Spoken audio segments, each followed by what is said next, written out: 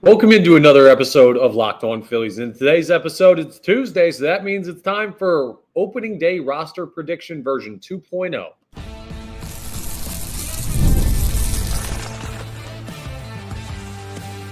You are Locked On Phillies, your daily Philadelphia Phillies podcast. Part of the Locked On Podcast Network, your team every day.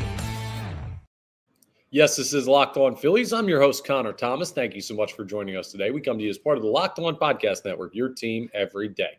You may know me for some of my other work in the sports talk space. I've been on air at 97.5 The Fanatic doing sports talk radio for 5 years. I've been a credentialed Philadelphia Phillies media member for the last 3 seasons, and this is now my 4th year as the host of Locked On Phillies.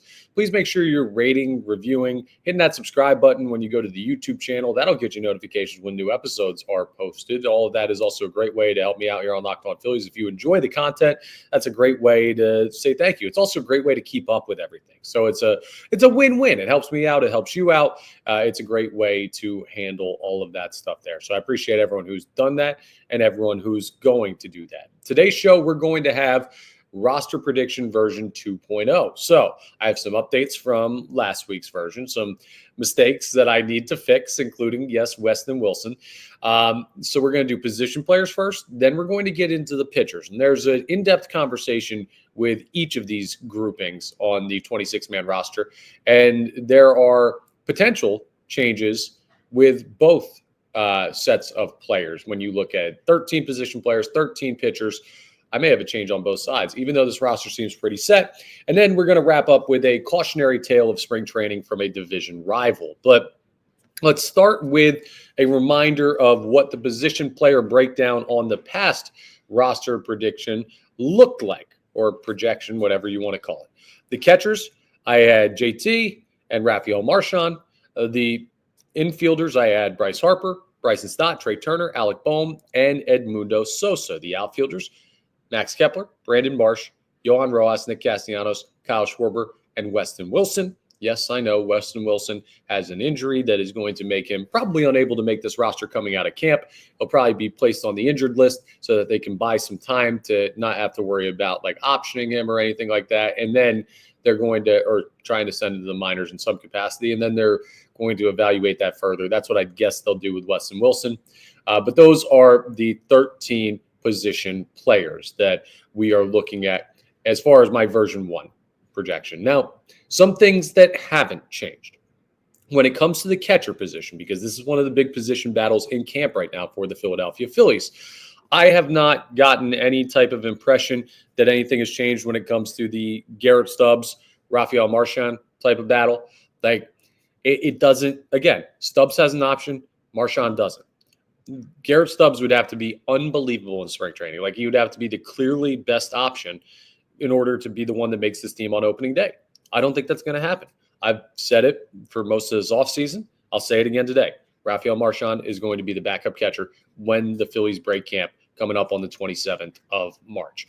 The infielders, well, the guys that are all listed, Harper, Stott, Turner, Bohm, Sosa, they're all still going to be making the team. Those guys are all locks to make the roster, as are Max Kepler, Brandon Marsh, Johan Rojas, Nick Castellanos, and Kyle Schwarber. The one guy that you might question there is Johan Rojas. I've talked about why I think he's going to be a lock to make the roster because the defensive acumen he has in center field is something no other player on this team has. And I think they're going to – he's a right-handed hitter, so it's not another just like we can't use him against lefties. You can at least put him out there and see how he does. He's not a lock to stay with the team for the entire season. If he struggles, they'll make changes. But I think it's too nice of an option. And he's had a solid start to his spring. I don't want to make too much out of spring training, and we've had that conversation multiple times. It's spring training, so you don't want to over-evaluate players based on a sample size against non-major league dudes. But I do think Rojas is a lock to make the team just because of the defense and the potential of offense that we've seen flashes of.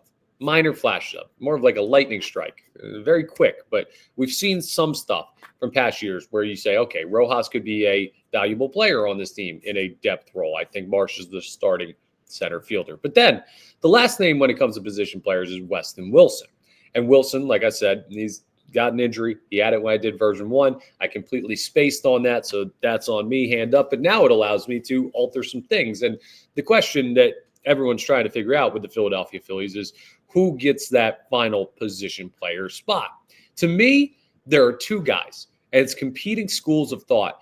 And you can make your determination on what you prefer. The Phillies will absolutely make theirs ahead of March 27th.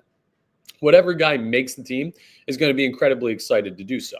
But in my mind, there are only two options at this point. And this is where it gets interesting, right? So the guys that I'm looking at are Buddy Kennedy and Cody Clemens. Now, when you look at those guys, you've got a little bit of a different type of makeup for both of them. Cody Clemens has been with the organization longer. He has played more at the major league level for the Philadelphia Phillies. He has had more success at the major league level. Now, it was a small sample size last year, but Buddy Kennedy hit 190 for the Philadelphia Phillies. Cody Clemens has had moments. I think the guy is a major league depth piece when he's at his best, right? Maybe even on like a bad team, a major league starter at some point in the future. But I know that the Phillies have watched Cody Clemens when he's played at the major league level. They're comfortable with still having him in the organization. And they've even given a little bit more comfort to the idea of him being a depth piece on this team. So that is the guy that you have more experience with. Here's the problem with Cody Clemens. He plays the infield, right? And where you really want to see the depth added is probably to the weaker spot of the team, which is the outfield. We know that if somebody goes down in the infield, Edmundo Sosa is going to be right there. And now we also know that if something were to happen to your first baseman, knock on wood, because we all want Bryce Harper healthy, Kyle Schwarber has put some work in there at first base. Alec Boehm could potentially shift across and have Edmundo Sosa play third. Maybe JT Realmuto could go to first, and you'd have Rafael Marchand play behind the dish. There are options to fill in the infield. Right now, if Rojas, and this is a real thing for Yohan Rojas in the outfield, like this is not a crazy far-fetched possibility. Let's say Yohan Rojas isn't hitting. We're a month into the season, and this dude's batting 170. And you're just like, man, we can't use him as a defined backup in the outfield or like a long-term solution. Your other outfielders are Nick Castellanos, who's playing every day, Kyle Schwarber, who's going to be DHing every day. And we brought up maybe playing first, but he's not going to play the outfield. Kyle Schwarber should not play the outfield for this team. He's not. No, I'm just going to leave it at that. We know Kyle Schwarber's defensive deficiencies. Still a great baseball player, great teammate. Then your other two guys in the outfield are Brandon Marsh, who's had his struggles, and Max Kepler, who's had his struggles. Now, Kepler's you may not be as familiar with because he's not been with the organization before. He comes here from Minnesota. So you'll get used to Max Kepler, but he is a power-hitting guy that strikeouts or rollovers are a problem when you're trying to make that hard of contact, maybe over swinging. We'll see as the season progresses. We'll get to know Max Kepler very well because he's going to be a regular player out there in left field for them. But Max Kepler bats lefty and Brandon Marsh bats lefty. Kyle Schwarber is a lefty. So if Yohan Rojas doesn't hit and Nick Castellanos is already locked into your everyday starting right fielder, who plays if somebody goes down out there? Or if you need somebody, like let's say Rojas has some issue. If you need a right-handed bat in the outfield, who in the world do you turn to? You don't really have anyone at that position. This is where the case for Buddy Kennedy comes in because Buddy Kennedy is a right-hitting outfield player.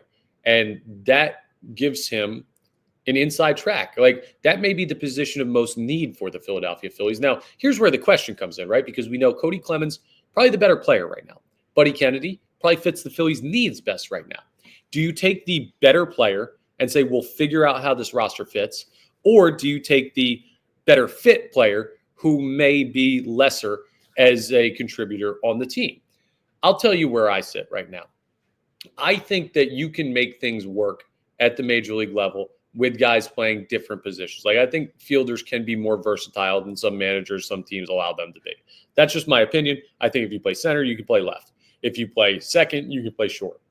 It's not a perfect, like if you're this good at second, you'll be that good at shortstop and vice versa. But I do think that you can move guys around and figure that out. So with that in mind, I think you can get into a situation where Cody Clemens should be the guy on this team, right? I think Cody Clemens is the best proven. I'd rather have Weston Wilson because I think Weston Wilson is good and he's a right-handed hitting outfielder. But when I look at him not as an option anymore due to injury. I like what Cody Clemens can bring to this team is just like a guy who's probably more comfortable in the moment than Buddy Kennedy, a guy that is the better overall player than Buddy Kennedy. And even though he's an infielder, they've tried Edmundo Sosa a little bit at outfield in practices in the spring. We'll see how that goes, if he can figure it out to be able to play outfield as a depth, like emergency piece this year, if that's needed. The hope is it's not needed at any point and guys just stay healthy, but we know how long the MLB season is. But I would go with the better player over the better fit. I think the more good players you can put on the team, the better stuff works out for you. The more guys you leave off the team because they don't, quote unquote, fit with what you're looking for, a righty outfielder to back up maybe Max Kepler at left, to be a security blanket in case Yohan Rojas can't hit this year. Like, there's value in that. And if the Phillies went that way, I wouldn't be like they made the wrong choice. Now, if they went with a guy like Cal Stevenson, who's a lefty outfielder, like that doesn't make sense. I don't know that he has a track to playing for this team or well, not playing for this team, but being on the opening day roster. Remember, that's all we're talking about. Some of these guys could be up and down throughout the season. I'd rather just put the best player available on the team and live with that and figure things out as they go than bring in a guy that seems to fit better, but maybe he's not a good piece that can actually contribute on a championship contending team, right? That's my personal opinion. I don't know where the Philadelphia Phillies stand on that, and they're going to be continuously evaluating these guys. Let's say Edmundo Sosa can't play the outfield. Well, maybe you go with the better defender. Like, there are a lot of things that are going to be figured out between now and March 27th that we don't know now, but that's what's interesting about the position players. So my updated position players on version 2.0 of the roster projection. I got to just decide what I'm calling it. From now on, we're going to go projection. All right? Projection. It is going to be the same guys at catcher, JT, Marchand, Harper, Stott, Turner, Bohm, Sosa, and I'm also going to throw Cody Clemens in there as an infielder. We're going to remove Weston Wilson, who is injured, and the outfield is going to read Kepler, Marsh, Rojas, Castellanos, and Schwarber. So those are the guys on the position player side of the ball. And obviously the big conversation is, what do you value when it comes to that final bench spot, ability or fit? Well, we're going to talk about, I don't even know how to term this conversation when it comes to the Philadelphia Phillies bullpen, because the pitchers are up next. And there's a guy that is making his case for having a little more attention than we would like to give him in spring training. What does Taijuan Walker's velocity increase mean for his potential to make this team? Yeah, I know. I feel the way you feel, but we're going to have the conversation because that narrative is growing by the day. And if he keeps throwing hard, well, we may have to have that conversation internally with the Philadelphia Phillies. So we'll discuss the pitchers on version 2.0 of the roster projection coming up next.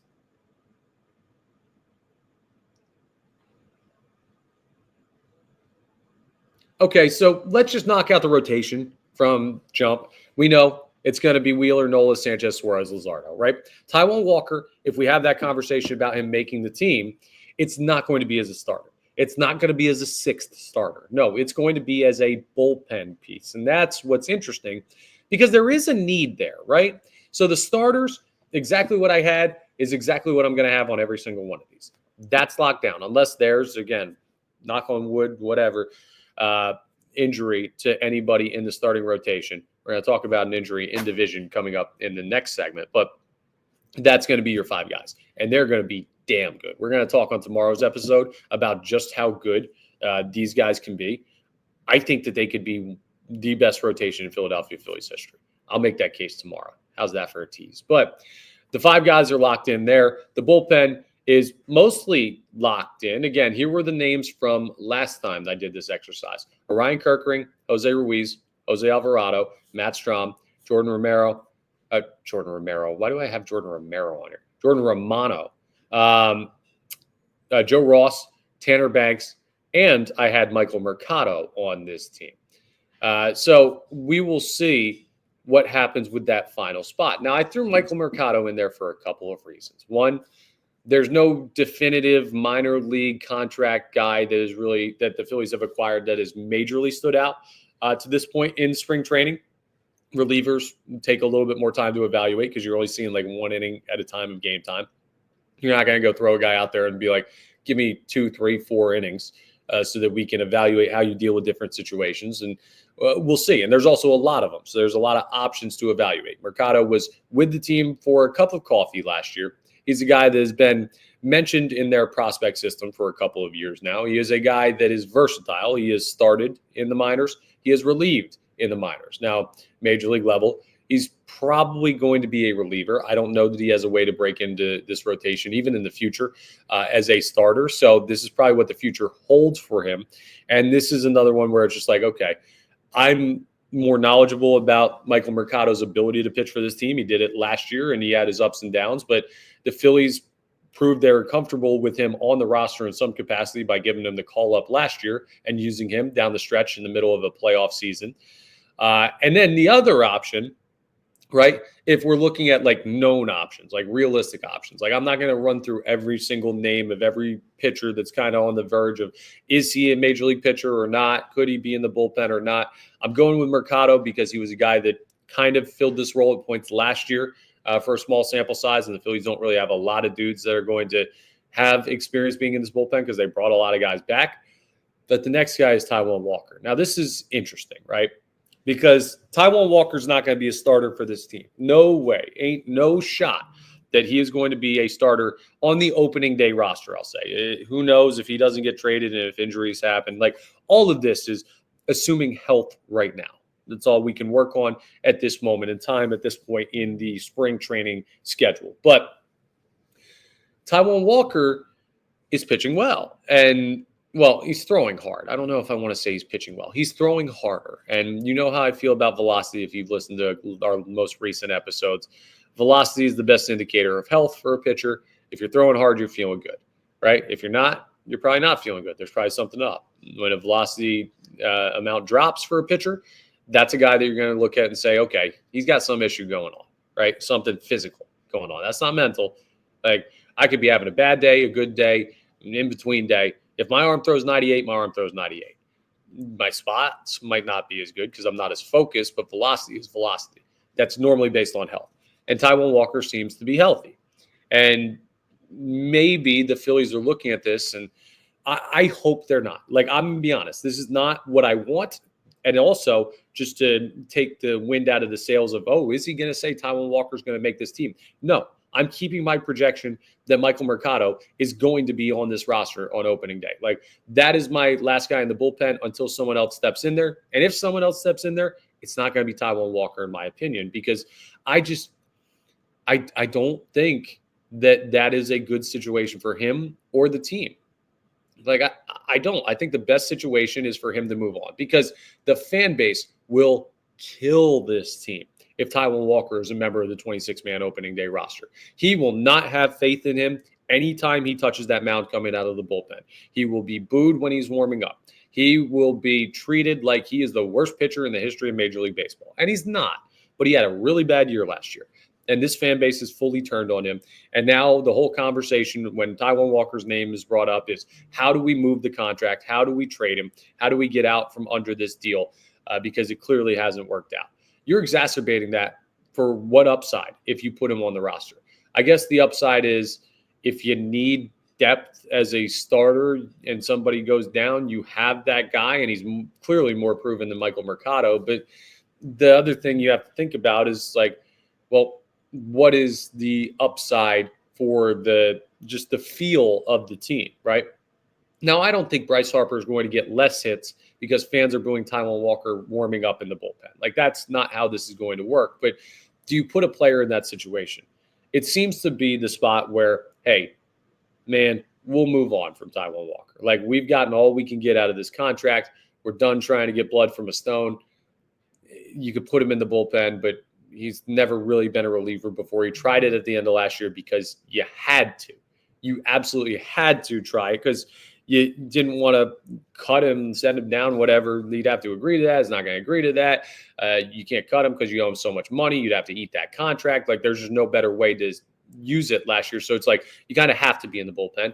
And this year, I mean, all this money is guaranteed. So, like, you weren't going to not have him in spring training because this was the perfect opportunity to create these conversations. Because if we're having this on Locked On Phillies, you know there's other people around the league that are saying, well, our rotation kind of stinks. Our number 5 guy is terrible. Taijuan Walker might be bad.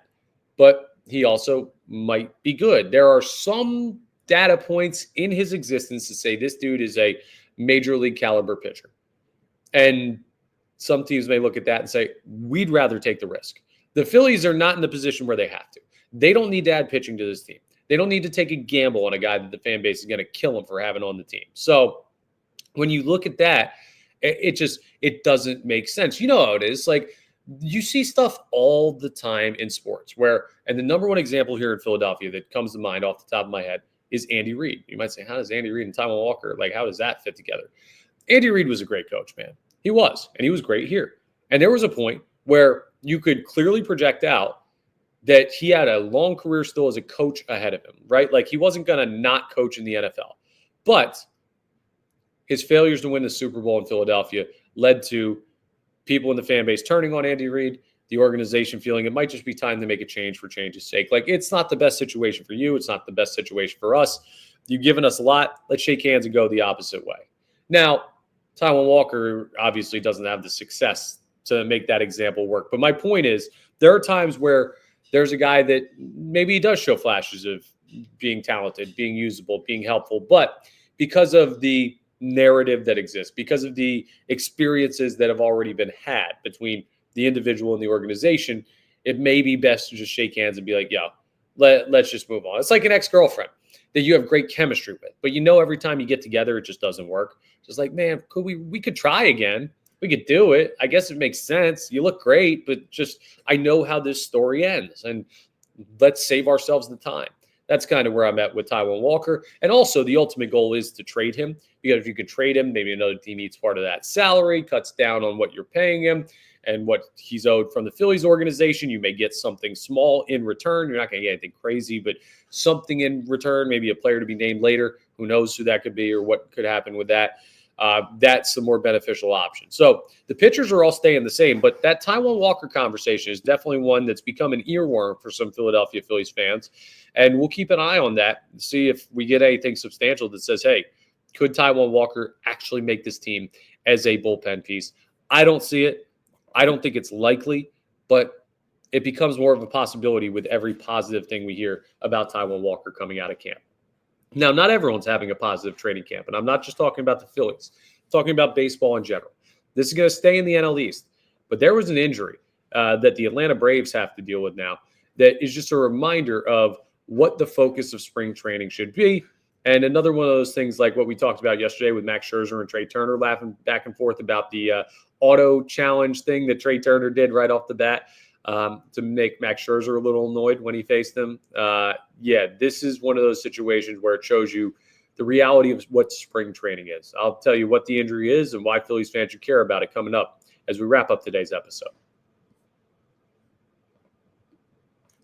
Let's talk about FanDuel first, though, because when the game tips off, the NBA action is just getting started, and there's no better place to get it in on it than FanDuel, America's #1 sportsbook. With FanDuel, you can place live bets throughout the game, so even if you missed the opening tip-off or want to bet on a fourth-quarter comeback, you can stay in the action. And if you're looking for a bigger payout, you can even combine your live bets into a same-game parlay. I mean, I love using FanDuel's live betting features because I'm a feel guy, right? I'm not a numbers guy. You could show me this team shoots this percent or this team has this many rebounds per game this year. But you know what I think? Different night, different team. Who knows? There are some consistencies, but I'd rather get the vibe of a game and then bet on it live. And FanDuel allows you to do that. Plus, the app's super easy to use, and when you win, you get paid instantly. Right now, new FanDuel customers can get $150 in bonus bets if your first $5 bet wins. Just visit FanDuel.com to join today. That's FanDuel.com for your shot at $150 in bonus bets. Make every moment more with FanDuel, the official sports betting partner of the NBA. So the Braves were bit by the injury bug early again. Now, I don't foresee at all the Atlanta Braves having the number of injuries that they had last year. They were the walking wounded from very early on in the season in 2024. So this is not a, look, it's happening to the Braves again. They're going to have another troubled year where they can't put a competitive team on the field. Does that make the division easier for the Phillies? And I'm also not doing this as a good, the Braves have injuries. You don't root for injury.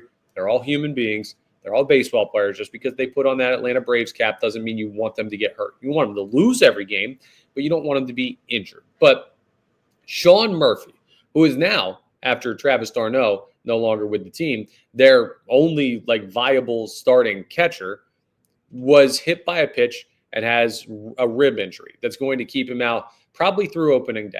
Now, it's not going to be a substantial amount of the season missed, it seems, at this point, but they're going to be missing their starting catcher to start the year, right? That's a big loss. Could you imagine if JT Realmuto wasn't available for the Phillies? If he didn't exist, and the conversation is not Rafael Marchand or Garrett Stubbs backing up JT, it's Rafael Marchand or Garrett Stubbs starting on opening day, being your opening day catcher, maybe having to play a week or two to start the season. That's a big issue. Not to mention the Phillies play the Braves early on in the season, so maybe they'll get a boon from playing a lesser version of the Braves with the Murphy injury. But the point of me bringing this up is not so much to laugh at the Braves or prop up the Phillies. It's just more of a reminder, right?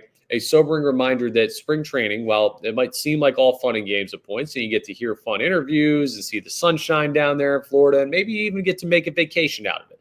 I'm going down on Wednesday. So tomorrow I'll fly out to Tampa, and I'll get a chance to catch a game while I'm down there. So I'll report back on that experience in next week's episodes. But it's just a reminder what the main goal is here, especially for a team like the Philadelphia Phillies.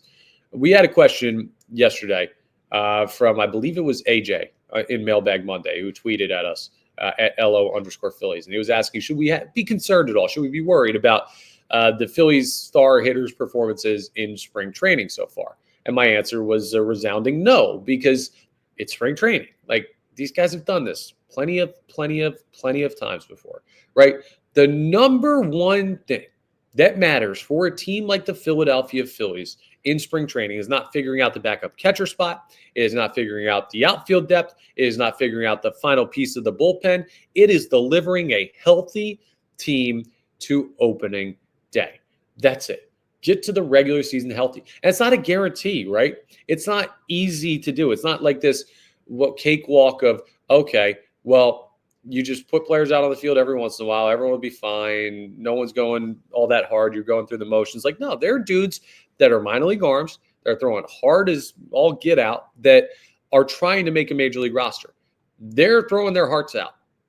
And they may not be the most accurate. Bryce Harper was hit by a pitch up and in earlier in the spring, and thank goodness he's okay. But this can happen anywhere. So not that there's anything that the Phillies can do to protect it, but I just want you to look at if you worry about spring training stuff, who's pitching well or who's not, who's hitting well or who's not, just understand that is minuscule on your level of concerns right now, or at least it should be. I know the Phillies, they're going to have to work through some offensive approach stuff. I get it. The rotation's going to have to get stretched out. Perfect. That's fine. These are all things that matter. Filling out the roster matters. But the number one most important thing that you should be focused on in spring training are the starting players on the major league roster getting out of the game healthy. You've already seen, the Weston Wilson injury is a minor injury when it comes to, all due respect to Weston Wilson, right? I'm not talking about the severity of the injury. I'm talking about the effect it has on the major league team. It is as minor of an injury as you could have had. He was going to be probably the last guy on the roster, or whoever is the final guy in the bullpen, right? So it's not Harper, Turner, Schwarber, Realmuto, Castellanos. It's not one of those main big-time veteran guys.